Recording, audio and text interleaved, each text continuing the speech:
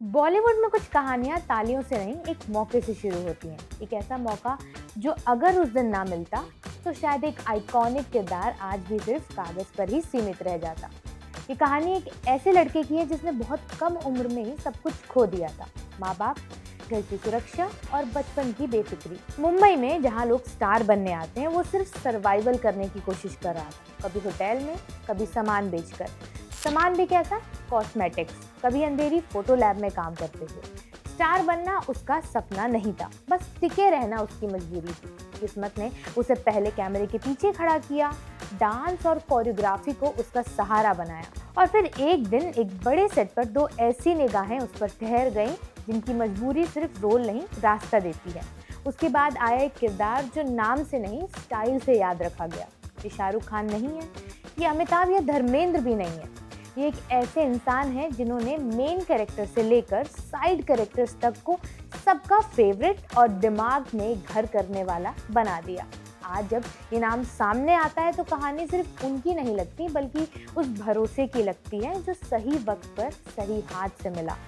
इन्हें बनाने में बड़ा योगदान जया और अमिताभ बच्चन का भी है, और इनका नाम है अरशद वारसी। हाय, मेरा नाम है अनु और आप देख रहे हैं बजट बट्टू एंटरटेनमेंट। अगर बॉलीवुड को एक जुए की बाजी माना जाए तो अरशद वारसी उन गिने चुने खिलाड़ियों में से हैं जिन्होंने ताश अपने हाथ में आने से पहले ही जिंदगी की सबसे बड़ी हार देख ली थी। बहुत कम लोग जानते हैं कि जिस इंसान को आज हम बेफिक्र कॉमिक टाइमिंग और सॉलिड स्क्रीन प्रेजेंस के लिए जानते हैं, उसने 14 साल की उम्र में अपने माता पिता को खो दिया था। इस उम्र में ज़्यादातर बच्चे स्कूल की टेंशन लेते हैं, लेकिन अरशद के सामने सवाल था, अब जिंदा कैसे रहना है। हालात इतने खराब थे कि 17 साल की उम्र में उन्हें काम पर उतरना पड़ा। मुंबई के एक होटल में वो महिलाओं के कॉस्मेटिक प्रोडक्ट्स बेचते थे। उसके बाद एक फोटो लैब में फोटो डेवलप करने की नौकरी मिली। अरशद आज भी मानते हैं कि जब वो उस फोटो लैब को याद करते हैं, उसके आसपास से गुजरते हैं, तो पुरानी जिंदगी आंखों के सामने आ जाती है। और शायद यही वजह है कि वो कभी अपने बुरे दिन भूलने की कोशिश नहीं करते। इन्हीं मुश्किल हालात के बीच अरशद को एक सहारा मिला, डांस।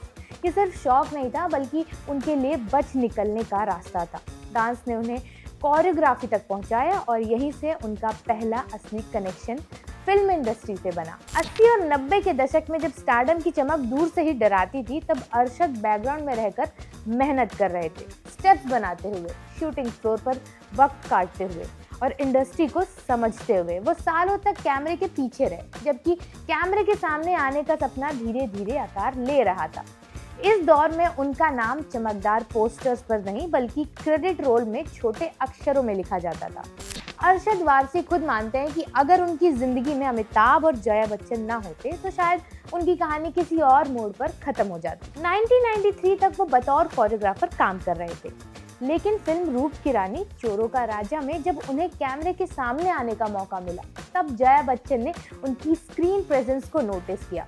इसके बाद ABCL की पहली हिंदी फिल्म तेरे मेरे सपने में अरशद को लीड रोल दिया गया। ये सिर्फ एक फिल्म नहीं थी, बल्कि एक तरह से इंडस्ट्री का सर्टिफिकेट था कि ये लड़का बैकग्राउंड से निकलकर फ्रेम के सेंटर में आ सकता है। अरशद आज भी खुले तौर पर कहते हैं कि बच्चन परिवार की वजह से उन्हें फिल्मों में टिककर कमाने का मौका मिला, वरना टैलेंट होने के बावजूद रास्ता उतना आसान नहीं था। लेकिन बॉलीवुड में लीड रोल मिल जाना मंजिल नहीं होता, असली लड़ाई उसके बाद शुरू होती है। शुरुआती फिल्मों के बाद अरशद को वो स्टारडम नहीं मिला जिसकी अक्सर उम्मीद की जाती है।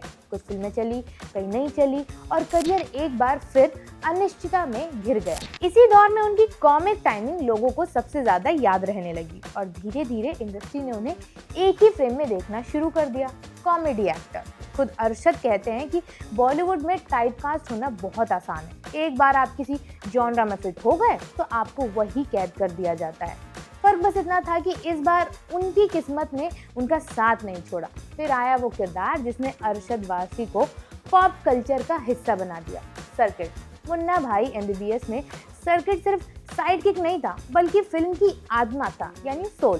कम डायलॉग, सटीक टाइमिंग और अजीब सी मासूमियत ने इस किरदार को आइकॉनिक बना दिया। लेकिन सबसे दिलचस्प बात ये रही कि सर्किट ने अरशद को सिर्फ हंसी तक सीमित नहीं किया, बल्कि उन्हें इंडस्ट्री में दोबारा मजबूत पैर जमाने का भी मौका दिया। इसके बाद भी उन्होंने खुद को रिपीट नहीं किया। इश्किया में उनका ग्रे शेड, जॉली एलएलबी में व्यंग और आज गुड्डू रंगीला में गंभीर किरदार इस बात का सबूत है कि अरशद वारसी सिर्फ कॉमेडी तक सीमित अभिनेता नहीं है, बल्कि वो कलाकार हैं जिन्होंने संघर्ष से सीखकर हर मौके को अपनी ताकत बना लिया।